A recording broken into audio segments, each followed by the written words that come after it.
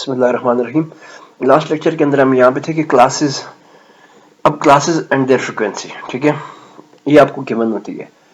3.4 to 4.4 पहले आपकी इसकी फ्रीक्वेंसी आ गई 1, देन 4.5 टू 5.4 इसकी फ्रीक्वेंसी आपके पास आ गई 2, फिर 5.5 टू 6.4 इसकी फ्रीक्वेंसी आ गई आपके पास 4, फिर 6.5 टू 7.4 इसकी फ्रीक्वेंसी आ गई आपके पास 6, फिर 7.5 टू 8.4 इसकी फ्रीक्वेंसी आ गई 7, 8.5 टू 9.4 इसकी फ्रीक्वेंसी आ गई 8, 9.5 टू 10.4 इसकी फ्रीक्वेंसी आ गई 3, 10.5 टू 11.4 इसकी फ्रीक्वेंसी आ गई 4, 11.5 टू 12.4 इसकी फ्रीक्वेंसी आ गई 5 और 12.5 टू 13.4 इसकी फ्रीक्वेंसी आ गई 6। अब ये हमारे पास क्लासेस थी और इनके आगे क्या है हमारे पास फ्रीक्वेंसी है। अब यहाँ से आपको पता होना चाहिए कि ये जो हमारे पास क्लास, ये जो एग्जांपल है हमारे पास, it is from inclusive continuous.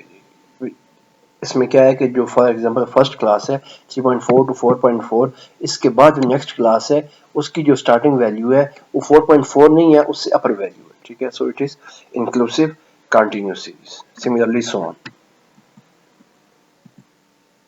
अच्छा, अब आगे हमारे पास प्रॉपर्टीज ऑफ अरिथमेटिक मीन, जिसको आप एवरेज कहते हो, ठीक है। इसकी सबसे पहली प्रॉपर्टी क्या है कि if all the observations of series are constant k, then the mean of the series will also be k. जो अरिथमेटिक मीन है, जिसको आप नॉर्मली एवरेज कह रहे हो, एवरेज ये होती है, और अरिथमेटिक मीन ये है कि अगर आपके पास जो डेटा है, data can be any form, it can be inclusive, exclusive, continuous series, discrete और इंडिविजुअल सीरीज। किसी भी सीरीज में से आपके पास जो डेटा है, अगर वो डेटा आपके पास कांस्टेंट वैल्यू है, कांस्टेंट वैल्यू क्या 1 2 3 4 5 6 7 8, ये जो आपके पास न्यूमेरिकल वैल्यूज हैं, ये क्या है आपके पास कांस्टेंट वैल्यू है। अगर तो आपके पास जो डेटा के अंदर जितनी वैल्यूज मौजूद हैं वो अगर सारी की सारी कांस्टेंट है, तो इसका क्या मतलब है, जो मीन वैल्यू उस सीरीज की होगी वो भी क्या होगी, कांस्टेंट होगी, वो भी कोई न्यूमेरिकल वैल्यू होगी। फॉर एग्जांपल हमारे पास वैल्यू आ गई है 1 2 3 4 5 6 7 8 9 10। अब इस 10 नंबर्स का हमने क्या करना है, कांस्टेंट नंबर्स हैं जो हमारे पास, इसका हमने अरिथमेटिक मीन निकालना है। अब ये इसका जो अरिथमेटिक मीन आएगा हमारे पास वो क्या होगा, वो भी एक नंबर होगा। For example that can be 6 और 7, 6.5 और 7, जो भी इसकी अरिथमेटिक मीन आ जाएगी वो भी क्या होगा, कोई नंबर होगा, ठीक है। लेकिन अगर हमारे पास जो डेटा है, डेटा के अंदर कुछ वैल्यूज हमारे पास कांस्टेंट है, लेकिन कुछ वैल्यूज हमारे पास कांस्टेंट नहीं है। फॉर एग्जांपल हमारे पास वैल्यू नंबर्स हैं 1 2 3 4 5 6 7 8 9 10 A B C D E F G H. अब इसका अरिथमेटिक मीन फाइंड करना हमारे लिए, जो उसका रिजल्ट होगा दैट वोंट बी कांस्टेंट, क्योंकि उसके अंदर जो हमारे पास अल्फाबेटिकल नंबर्स भी हैं सीरीज के अंदर, डेटा के अंदर, वो भी आप क्या करोगे, काउंट करोगे। अगर आपके पास सारी वैल्यूज कांस्टेंट हैं डेटा के अंदर, तो आपकी जो अरिथमेटिक मीन होगी वो भी क्या होगी, कांस्टेंट होगी। Clear. Second point is the sum of deviation of the observation from the mean x bar is equal to 0। अच्छा, डेविएशन ये होता है कि आपके पास जो नंबर्स हैं, उन नंबर्स की जो आप एवरेज फाइंड कर रहे हो वो आपके पास क्या आ जाती है, मीन वैल्यू। अब लेट्स सपोज 1 टू 10 आपके पास क्या था, आपके पास डेटा था, ये आपके पास नंबर्स थे, कांस्टेंट नंबर्स थे, जिनकी आपने एस्थमेटिक मीन फाइंड की है। अब फॉर एग्जांपल उसका जो एस्थमेटिक मीन हमारे पास आ जाता है, लेट्स सपोज दैट इज 6। अब जो मीन वैल्यू है वो यहाँ पे हमारे पास क्या है, 6 है। डेविएशन क्या होगा यहाँ पे, डेविएशन ये है कि जो हमारे पास नंबर्स मौजूद है, नंबर्स जो मौजूद हैं वो मीन वैल्यू से कितने दूर है। फॉर एग्जांपल हमारे पास जो है मीन वैल्यू आ गई 6 आ गई है। अब 10 क्या है, 10 प्लस 4 ऊपर है, ठीक है, मीन वैल्यू से। 2 क्या है, that is -4 below the mean value, ठीक है। तो यहाँ पे ये इसकी सेकंड प्रॉपर्टी ये है कि जो डेविएशन है उस नंबर्स की, उस डेटा के अंदर जितने भी नंबर्स मौजूद हैं उनकी डेविएशन जो मीन वैल्यू से जितनी है, अगर उनको उसकी मीन वैल्यू के जो डेविएशन होगी वहां पे नंबर्स की, उस डेविएशन वाले नंबर्स को अगर आप, उन डेविएशन को अगर आप सम अप करोगे तो आपका के पास जो आंसर आएगा मीन वैल्यू के पास, मीन वैल्यू से इधर उधर होने वाली जो हमारे पास वैल्यूज होंगी उनको अगर सम अप करेंगे तो हमारे पास जो आंसर आएगा दैट वुड बी 0, ठीक है। सर मैंने बताया कि 6 अगर आपके पास मीन वैल्यू है, 10 आपके पास क्या है, जो उसकी डेविएशन 4 आ गई, 2 क्या है उसकी डेविएशन -4 आ गई। जब इन सब को आप सम अप करोगे आप आखिर में, तो आपके पास जो वैल्यू आएगी दैट वुड बी 0। अच्छा, the mean of n observations, n ये है कि फॉर एग्जांपल आपके पास नंबर्स हैं 1 2 3 4 5 6 7 8 9 10। अब ये जो आपका एन नंबर होता है that is your n number, ठीक है। अब अगर आपके पास the mean of n observations is x bar, अगर आपके पास इन नंबर्स का जो मीन है वो एक्स बार है, if each observation is increased by p, the mean of new observation equal to x bar plus P.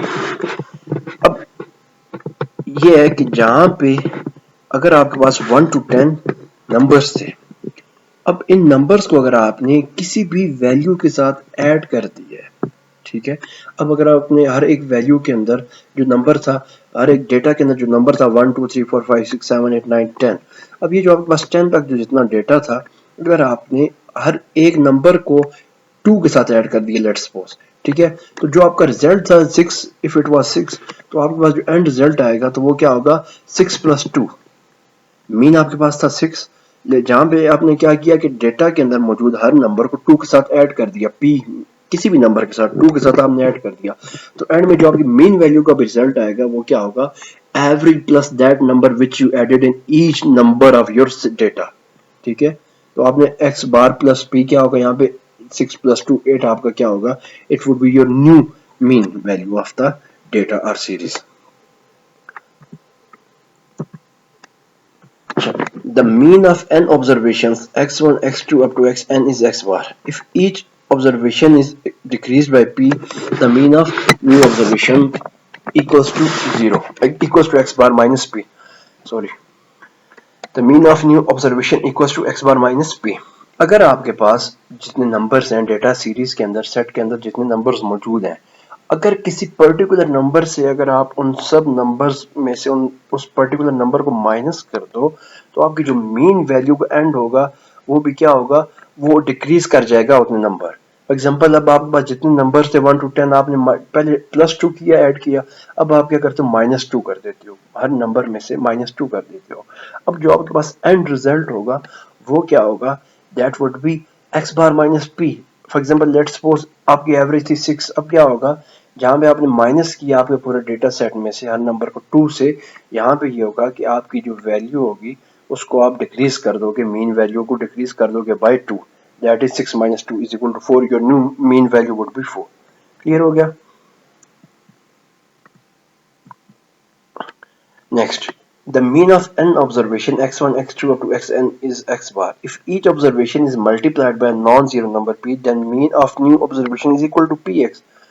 Similarly अगर आपके पास जो डेटा सेट के अंदर जो नंबर्स मौजूद हैं जिनसे आपने वैल्यू फाइंड की है, मीन वैल्यू फाइंड की है, अब अगर आप हर नंबर को किसी पर्टिकुलर नंबर से मल्टीप्लाई कर देंगे, तो आपका जो रिजल्ट होगा, एंड रिजल्ट जो आपके पास मीन होगा, तो आप वो तो उसको सेम नंबर से मल्टीप्लाई करके आपका क्या आएगा, रिजल्ट आएगा। फॉर एग्जांपल यहाँ पे ये था कि आपके पास नंबर से 1 to 10 1 2 3 4 5 6 7 8 9 10, अब आपने क्या किया, आपने हर नंबर को 2 के साथ मल्टीप्लाई कर दिया। अब क्या है 2, अब ये क्या होगा, it would be your whole data would be multiplied by 2। तो अब इस डेटा की जो न्यू वैल्यू है, क्योंकि अब डेटा चेंज हो गया, तो इसकी जो न्यू मीन वैल्यू आएगी तो वो भी क्या होगी, वो भी उसी नंबर्स के साथ बढ़ जाएगी जिस नंबर के साथ आपने बाकी डेटा को चेंज किया है। वो क्या है 2, पहले अगर आपकी वैल्यू थी 6, अब it would B 2 × 6 which is 12। तो आपकी जो नई मीन वैल्यू है वो भी उतने टाइम चेंज कर जाएगी जितने टाइम आपने अपने डेटा सेट के अंदर मौजूद वैल्यूज को चेंज किया है। The mean of n observation x1 x2 up to xn is x bar. If each observation is divided by a non-zero number p, the mean of new observation is x bar over p. अब अगर आपके पास जो data है उसमें से आपने हर number को एक खास नंबर के साथ डिवाइड कर दिया है, तो आपकी जो मीन वैल्यू की जो आपका न्यू मीन वैल्यू होगी वो भी सेम नंबर के साथ आपकी डिवाइड हो जाएगी। फॉर एग्जांपल वो सेम डेटा सेट लेते हैं, इफ इट इज 1 to 10, अगर आपने ये किया है कि हर नंबर को आपने डिवाइड कर दिया बाय 2, तो आपकी जो मीन वैल्यू थी, अब आप क्या करोगे, आप उसको भी डिवाइड कर दोगे by 2, so your new mean value would be changed which would be divided by 2। आपने पूरे डेटा सेट को चेंज किया by dividing it with